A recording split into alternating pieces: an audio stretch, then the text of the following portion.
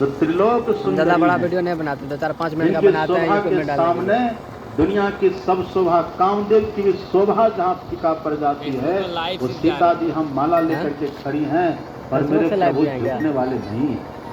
इतने में लक्ष्मण जी ने अपना अकल, अपना दिमाग लगाया। बस लक्ष्मण जी ने कहा कि प्रभु आपने धनुष तोड़ दिया तो बड़ी खुशी की बात है। और खुशी में लक्ष्मण जी ने भगवान को प्रणाम करने के लिए झुका। जैसे लक्ष्मण जी ने भगवान का चरण छुआ है, बस भगवान ने लक्ष्मण जी को आशीर्वाद देने के लिए जैसे झुका, उसी समय माता सीता ने उसके गले में माला पहना दिया। बस हो गया वरमाला। भगवान का तुम कहीं नहीं झुकते हैं, लेकिन जो सबके पास झुके, जो विनम्र हो ना, विनम्र व्यक्ति बड़े बड़ों को झुका देता है। इसलिए विनम्रता बहुत बड़ा सद्गुण है। विनम्र होकर के रहना ये बहुत बड़ा सद्गुण है। लक्ष्मण जी ने ऐसा तरकीब निकाला कि भगवान झुके भी और सीता जी माला भी पहनाई। जैसे सीता जी ने माला पहनाया, भगवान का चरण छुआ और वहाँ से जैसे हटी, पूरी सभा में आनंद है। भगवान शिव कहते हे देवी, और यहाँ महर्षि याज्ञवल्क्य हे भरद्वाज, जैसे सीता जी माला पहना करके प्रणाम करके वहाँ से हटी, तत्क्षण वहाँ पर महाक्रोधी साप और आशीर्वाद देने में समर्थ परशुराम जी वहाँ आ जाते हैं। हाथ में फरसा, भयंकर विकराल क्रोध से भरा हुआ है। जनक, इस धनुष को किसने तोड़ा, जल्दी बता, नहीं तो तुम्हारा राज जहां तक है ना, हम पूरे राज को उलट पलट करके सबको तहस नहस कर देंगे। बता इस धनुष को किसने तोड़ा है। अब जनक जी ने कहा कि लो, इस शुभ मुहूर्त में अशुभ कहां से आ गया।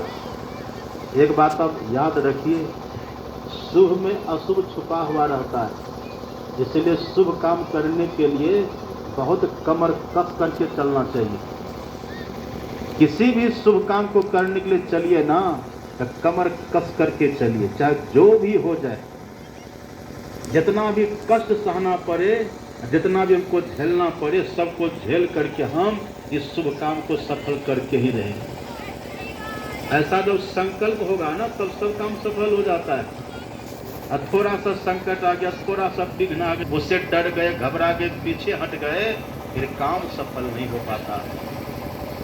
इसलिए शुभ काम को करने चलिए। सही कुबोल सांसति सकल, अगह अनट अपमान, तुलसी धर्म न परिहरिये, कही करी गए सुजान। कितना भी कष्ट सहना पड़े और कितना भी कुबोल सहना पड़े, कितना भी संकट जीवन में आ जाए, अगर धर्म के रास्ते पर आप कहना तो कदम पीछा मत करिए। जनक जी कहते ये क्या हो गया, इतना शुभ मुहूर्त है, इस राम ने धनुष भंग करके मेरी पुत्री का वर बना है, मेरी पुत्री ने वर बनाया है। कितना शुभ सुकुन मुहूर्त है ये, और ये संकट कहां से आ गया। अब जनक जी महाराज डर के मारे घबरा गए, अब क्या होगा। इतने में पूरी सभा सन्नाटा, और जो राजा थे ना वहां सब डर के मारे, कोई इधर भाग रहा, कोई उधर भाग रहा। आप जानते ना परशुराम जी 21 बार क्षत्रियों का संहार किए थे, हाथ में वही फरसा है। अब जो राजा महाराजा ने देखा, सब इधर किधर भाग रहा है, सब भागने लग गए। जनक जी डर के मारे घबरा रहे हैं। तब भगवान ने धीरे से कहा, हाथ जोड़ते हुए, कोई है कोई एक, कोई है कोई एक दास तुम्हारा, कोई है कोई एक दास तुम्हारा, कोई है कोई एक दास तुम्हारा, कोई है कोई एक दास तुम्हारा। विनम्रता कितनी है देखिए, विनम्रता कितनी है और काम कितना बड़ा किए। जो धनुष को सहस्त्रबाहु अर्जुन और रावण हिला तक नहीं सका था, दस से मत नहीं कर सका था, उस धनुष को जो देखते देखते तोड़ के रख दिया है। इतनी शक्ति ऐसा शौर्य, जैसा साहस और ऐसा सौंदर्य, ऐसा बल पौरुष जिनके भीतर है, वो विनम्र देखिए कितना।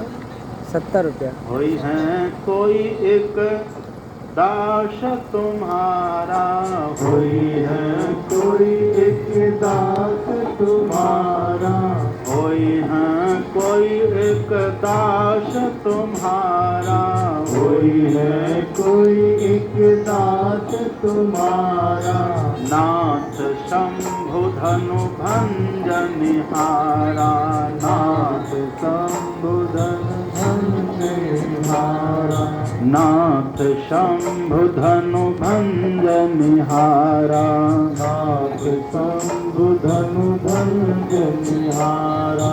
अच्छा, भगवान विनम्र क्यों हैं? इतना बड़ा काम करने के बाद ही राम इतना विनम्र क्यों हैं? कारण क्या है? कारण बस इतना ही है क्योंकि राम ने धनुष तोड़ने का श्रेय अपने ऊपर लिया ही नहीं है। भगवान ने धनुष तोड़ने का श्रेय अपने गुरुदेव को दिया है।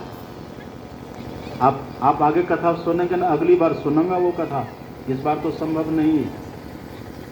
जब भगवान ने रावण का वध करके अयोध्या पधारे हैं, तब कौशल्या माता ने पूछा था कि पुत्र, रावण कैसा शक्तिशाली, जो अपनी हथेली पर कैलाश को उठाने वाला है, जो सभी देवी देवता को, वरुण कुबेर सबको अपने कैद करके रखा कैद खाना में, ऐसा शक्तिशाली है, अब तू कितना कोमल है, तो फूल से भी ज्यादा कोमल है, फिर तूने कैसे रावण को मारा? तब भगवान ने वहां कहा था, गुरु वशिष्ठ कुल पूज्य हमारे, तिनकी कृपा धनुष रन मारे। हे माँ, रावण को मैंने नहीं मारा है, वो तो गुरु की कृपा से वो मारा चला गया, मैंने मारा नहीं। यही राम के विनम्रता का मूल मंत्र है। वही है कोई एक दास तुम्हारा, वही है कोई एक दास तुम्हारा, नाथ शंभु धनु भंजनिहारा, नाथ शंभु धनु भंजनिहारा, कोई है कोई एक दास तुम्हारा, कोई एक दास तुम्हारा, कोई है कोई एक दास तुम्हारा, कोई है कोई एक दास तुम्हारा। अब जैसे भगवान ने कहा कि हे प्रभु, ये धनुष तोड़ने वाला कोई तुम्हारा ही, कोई आपका दास ही होगा, वही है कोई एक दास तुम्हारा, आप ही का कोई आप ही का कोई सेवक होगा।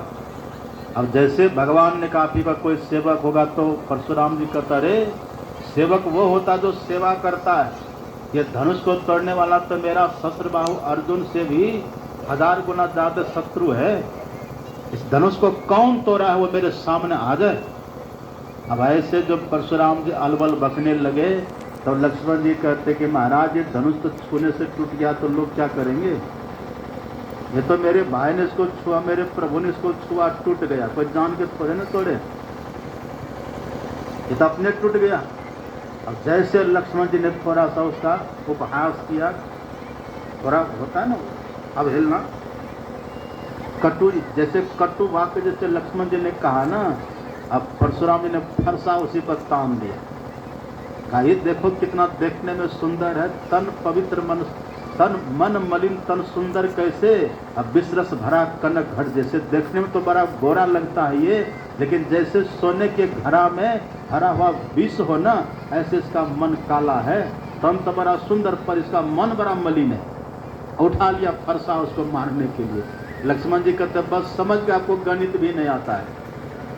अरे गणित की क्या बात है यहाँ? कहा महाराज मेरा नाम शेष, हम शेष हैं, और शेष कभी कटता है, शेष कटता है।